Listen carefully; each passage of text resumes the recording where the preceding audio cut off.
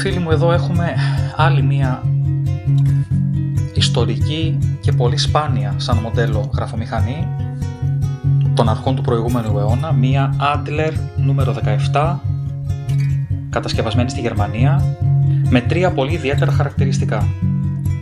Το πιο βασικό είναι, βλέποντας εδώ το πληκτρολόγιό της, ότι γράφει δύο γλώσσες, εν προκειμένου ελληνικά και γαλλικά, έχει όλους τους λατινικούς χαρακτήρες, αλλά είναι γαλλικό πληκτρολόγιο. Το άλλο χαρακτηριστικό είναι ότι επειδή ακριβώς γράφει δύο γλώσσες, η μελανοτενία είναι πιο παχιά, πιο φαρδιά δηλαδή, αυτό εννοώ. Και θα δείτε τώρα το λόγο.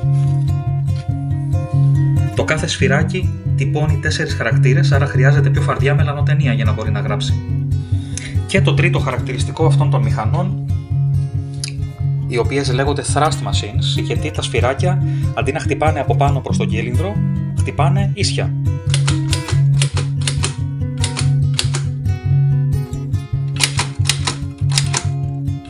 Πολύ εντυπωσιακός μηχανισμός και όπως βλέπετε η μηχανή δουλεύει κανονικότατα. Είναι κατασκευασμένη το 1920, 105 ετών. Για να δοκιμάσουμε να γράψουμε κιόλας. Έβαλα λίγο πρόχειρα την κορδέλα εδώ.